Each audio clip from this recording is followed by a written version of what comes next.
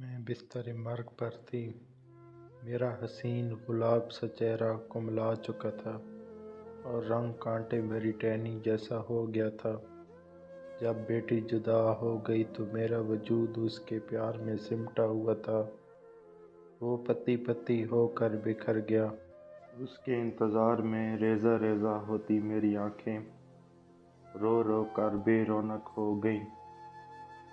जिसकी राह तकते बरसों मेरा घर का दरवाज़ा खुला रहा, वो नहीं आया और मुझे लगता है कि अब वो आएगा भी नहीं। जिसके इंतज़ार में आंखें पत्थराने को थीं, वो कोई गैर नहीं, मेरा शौहर था, जिसने अब मुझे अपनी यादों से हर्फ कल की तरह मिटा दिया है। मेरे दिल से आज तक ना उसकी सूरत महव हो सकी और ना उसकी यादें मिटी।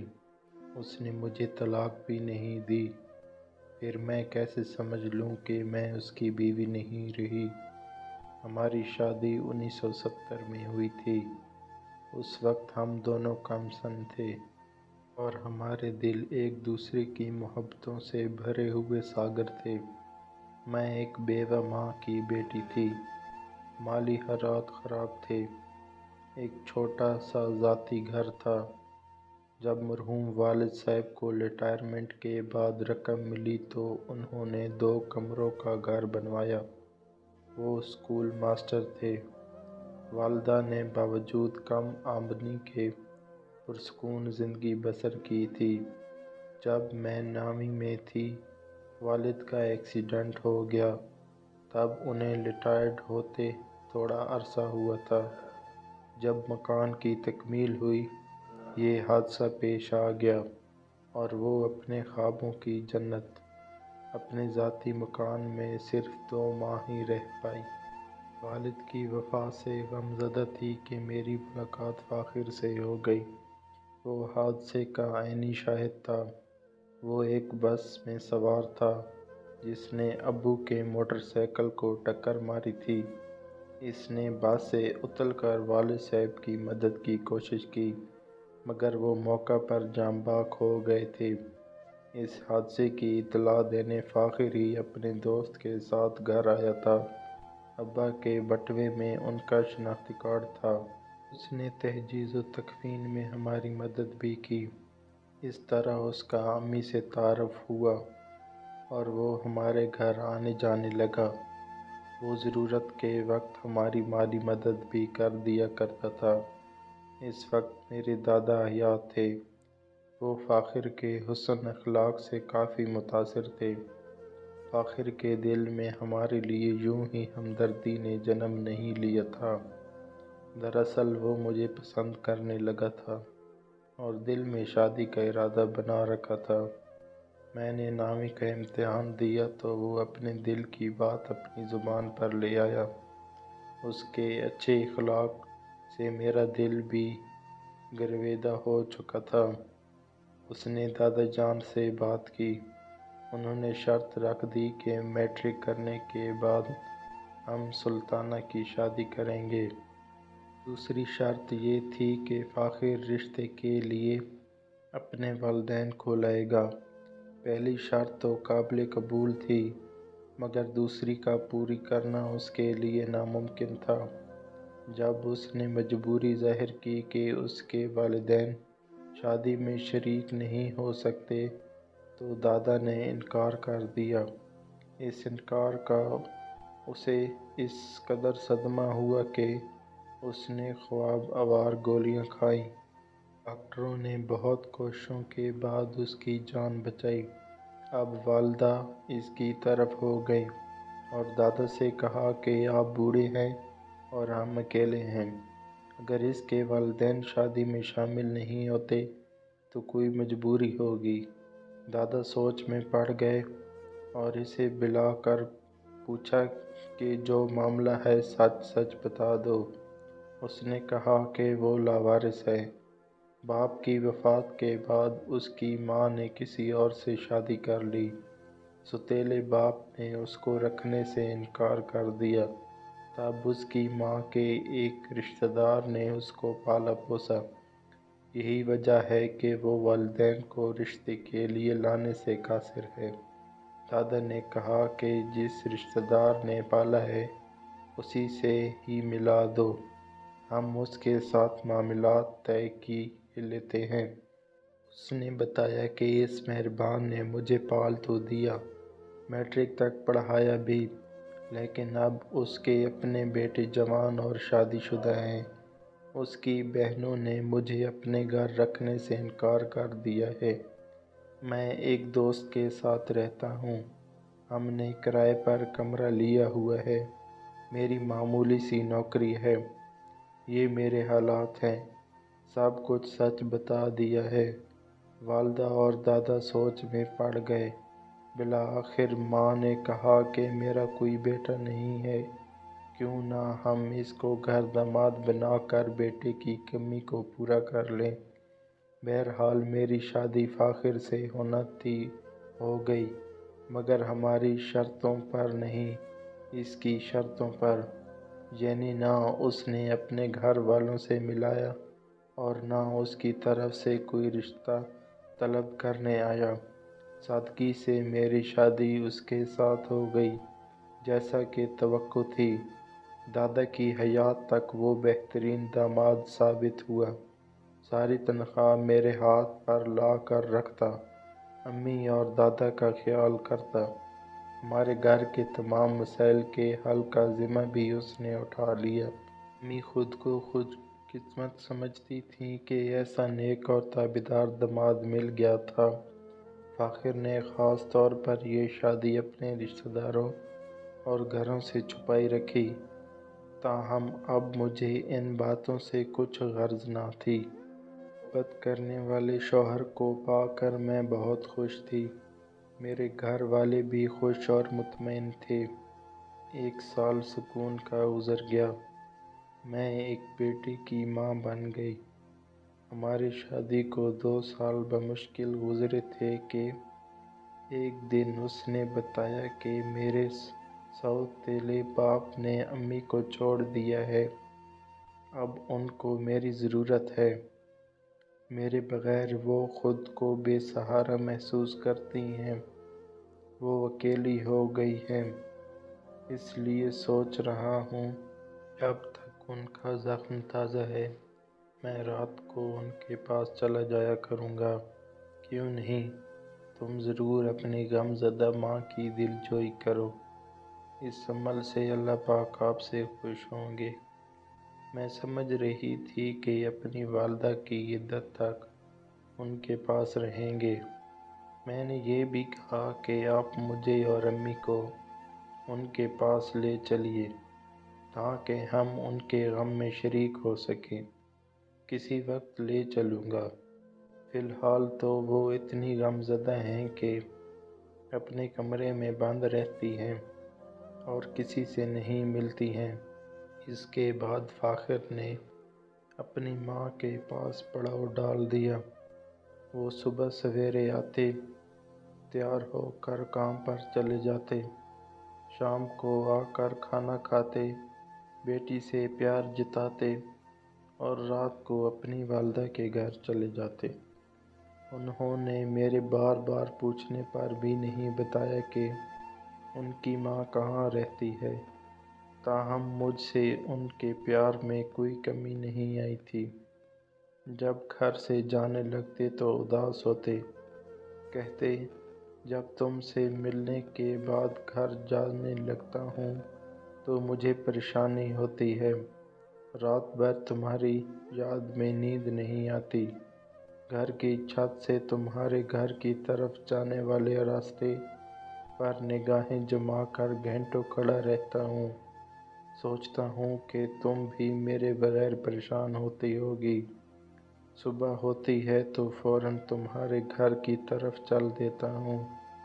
وہ یہ باتیں کہتے تو خوشی سے میرے آنکھوں میں آنسو آ جاتے۔ سوچتی کہ کیا سبھی محبت والے شوہر ایسی ہی باتیں اپنی بیویوں سے کرتے ہیں، اور آج جب فاخر کا دور دور تک کوئی پتہ نہیں، مجھے اپنے سارے سوالوں کا جواب آپ ہی مل چکا ہے۔ ہم نے کتنے بہت سے دن یوں ہی ایک دوسرے کی جدائی میں تڑپ تڑپ کر گزار دیے۔ کبھی اس صورتحال سے تنگ آ جاتی تو کہتی کہ مجھے اپنی والدہ کے پاس لے چلو، آخر میں ان کی بہو ہوں، وہ تم کو قبول کریں گی، بہتر ہے کہ ان سے مت ملو ورنہ وہ تمہاری طلاق کروا دیں گی۔ میں ان کی بات سن کر سہم جاتی، کبھی کبھار دل بیٹھنے لگتا، مگر ان کی شکل دیکھتی تو سب وسوسے بھول جاتی۔ پھر اچانک ان کے آنے جانے میں فرق آنے لگا۔ پہلے وہ روز آتے، پھر 2-4 دن کا وقفہ پڑنے لگا، بعد میں ہفتے اور پھر ماہ بھر کی دوری اختیار کر لی۔ میری بچی 4 سال کی ہونے کو آئی تھی۔ وہ باپ کو یاد کرتی، شکایت کرتی، روٹھتی اور وہ بہانے بناتے، وجہ پوچھتی تو مصروفیت بتا دیتے۔ اب میں اپنی بچی کو مل کر گلے سے لگا کر وقت گزارنے لگی۔ ایک دن آئے، عید کا دن تھا، میں نے اپنی بیٹی کو نیا جوڑا پہنایا اور تیار کر دیا۔ آج تو میں اپنی بیٹی کو گھمانے پھرانے لے جاؤں گا، میلے کی سیر کراؤں گا، شام کو واپس لے آؤں گا۔ میں نے خوشی خوشی کو مل کو بنا سوار کر ان کے ساتھ کر دیا۔ وہ دن اور آج کا دن پھر وہ لوٹ کر نہ آئے۔ فآخر تو کیا، میں اپنی بچی کی صورت دیکھنے کو ترس گئی۔ اس کے بعد تو دن کا چین اور راتوں کی نیند ہی مجھ پر حرام ہو گئیں۔ انتظار کی بھی کوئی حد ہوتی ہے۔ دل پر خوف کے سانپ لوٹنے لگے اور ذہن میں برے برے خیالوں کا بچھو ڈنگ مارنے لگے۔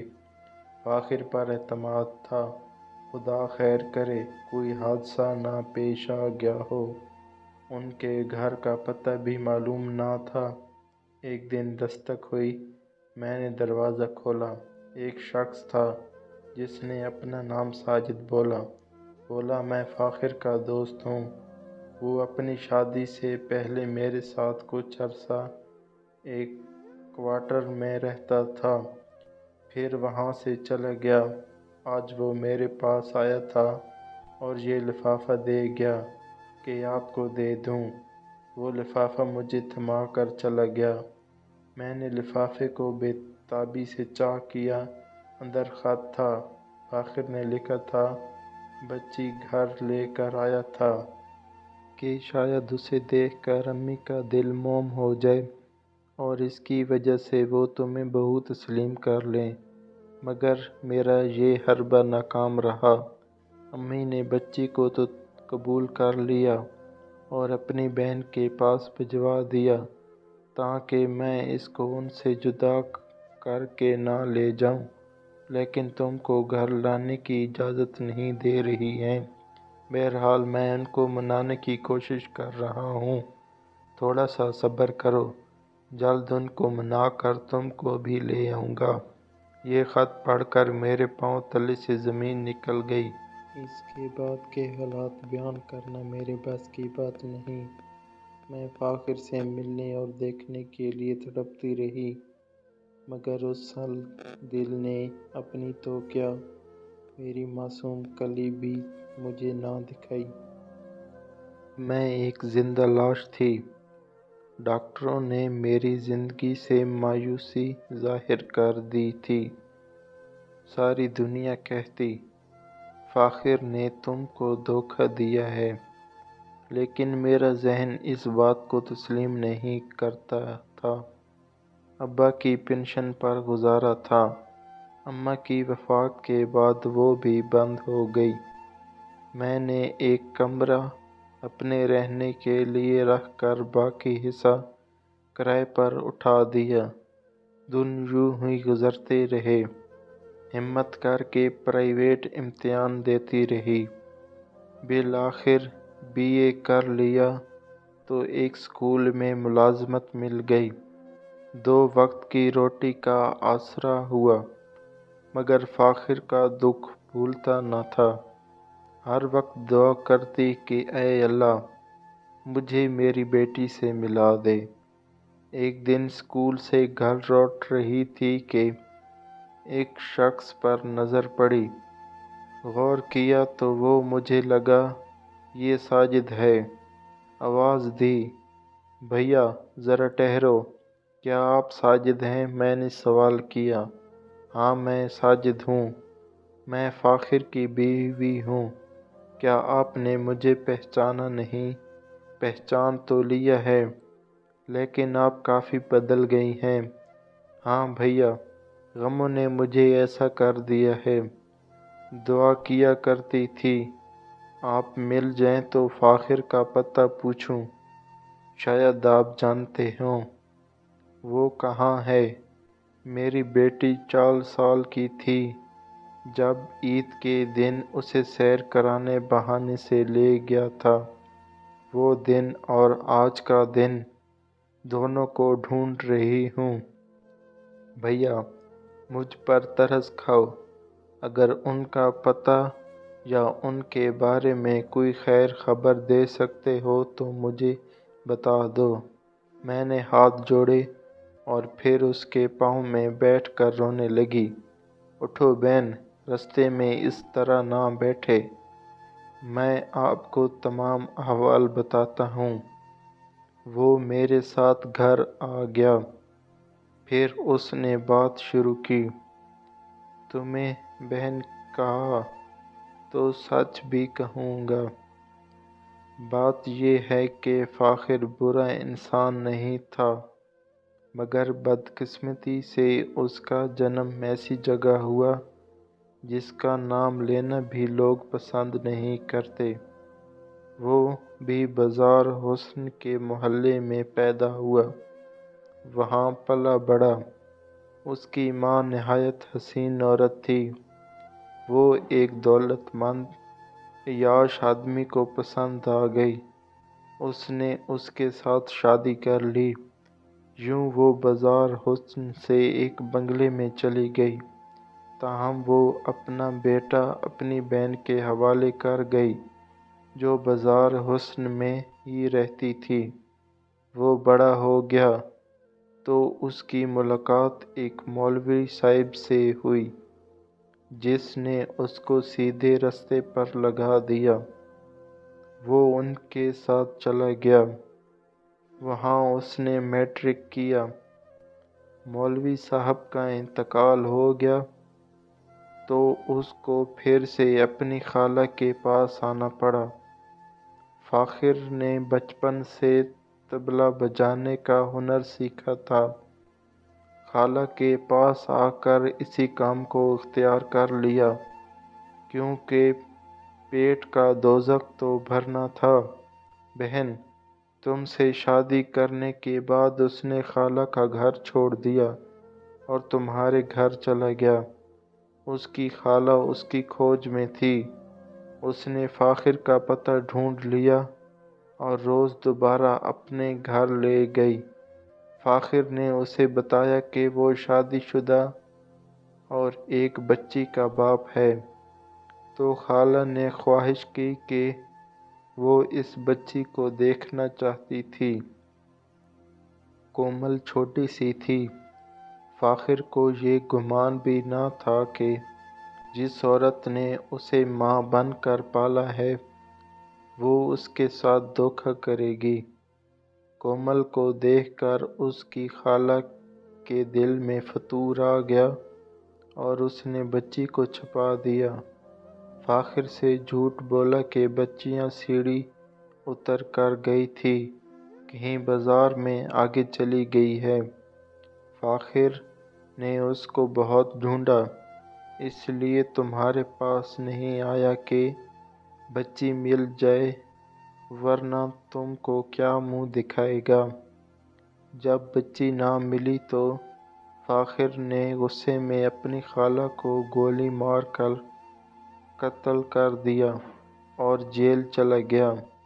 وہ اب تک سزا بھگت رہا ہے۔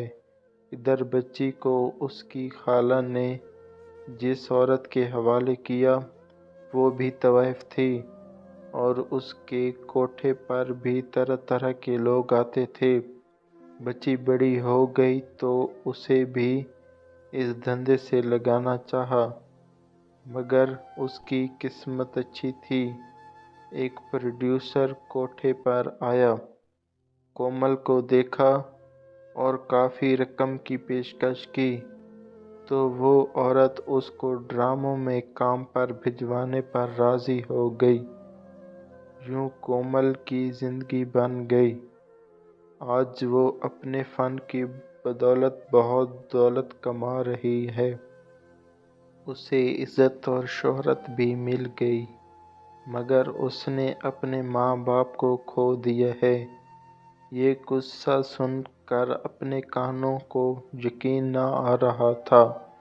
میں نے ساجد سے کہا، کیا تم مجھے کومل سے ملوا سکتے ہو؟ کیا وہ مجھے پہچان لے گی؟ ہاں، اگر تمہاری کوئی تصویر اس کے پاس ہے تو پہچان بھی سکتی ہے۔ میں دوڑ کر کمرے میں آ گئی اور البم لے آئی۔ ساجد نے ایک تصویر نکالی اور بولا، تم یہ لے کر میرے ساتھ چلنا۔ جب وہ اسے دیکھے گی تو تم کو ضرور پہچان لے گی۔ اگلے دن ساجد مجھے لے کر کومل کے بنگلے پر گیا اور چوکیدار سے کہا کہ میڈم کو کہو ان کے چچا ساجد آئے ہیں اور 7 خاص مہمان کو بھی لے آئے ہیں۔ تھوڑی دیر بعد ہم دونوں کو اندر بلا لیا گیا۔ کومل نے مجھ کو دیکھا اور ٹھٹک گئی۔ جب ساجد نے اس کو تمام احوال بتا کر تصویر دکھائی تو وہ مجھے گلے لگ گئی۔ یوں اللہ تعالیٰ نے معجزہ کر دکھایا، ہم دونوں کو ملا دیا۔ آج میں کومل کے پاس ہوں۔ میرا بڑھاپا سکون سے گزر رہا ہے، لیکن پچھلے دکھ اگرچہ بھول نہیں سکتی، بھلانے کی کوشش ضرور کرتی ہوں۔ افسوس کہ فاخر کو پھانسی کی سزا ہو گئی تھی، اس لیے اس سے ملاقات کی حسرت دل ہی میں رہ گئی۔